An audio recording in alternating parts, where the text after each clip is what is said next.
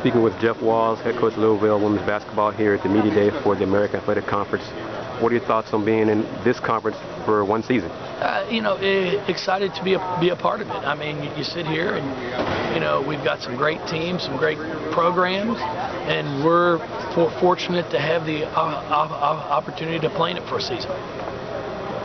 Talk about all the injuries from last season. First off, how's the health of the team this year? Well, you know what, we're as good as we've been in a long time. Sharon Bales, who started at the 5 spot for us last year, will redshirt this year. She injured her knee in the Baylor game, so she'll be out for this year and get a red shirt. But then we do get Tia Gibbs back, Shantae Dyer, and Asia Taylor. So we lose one and gain 3. So we understand that injuries are a part of the game. Unfortunately for us, we've just had a lot of season-ending injuries. What I'll live with is if we miss a player for 2 weeks because of a sprained ankle.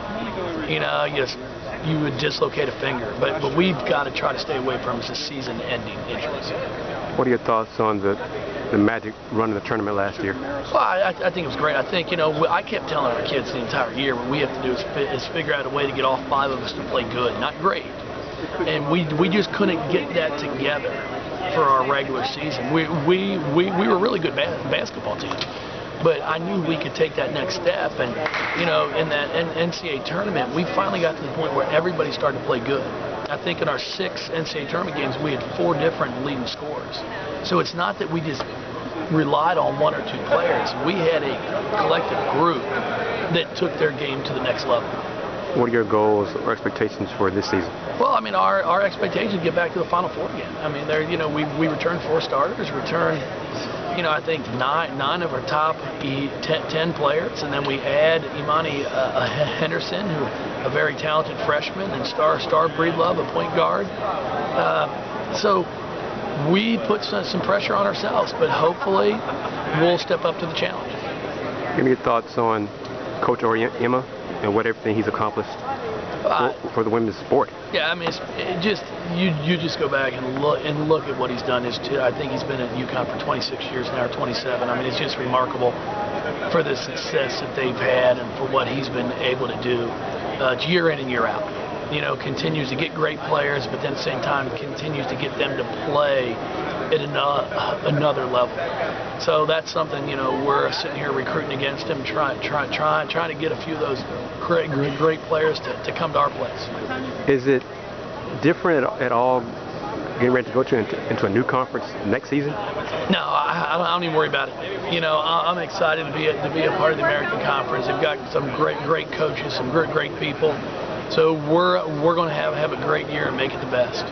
Give me your thoughts on Val Ackerman's white paper and suggestions and things to improve women's college basketball. Well, I think there was a lot of time and thought that went into it. There are some very good points and things that we can do as coaches to help our game grow, and that's really what we need. We need to continue to grow the game, make it as exciting as we can, to continue to draw more interest from not just our fans but media.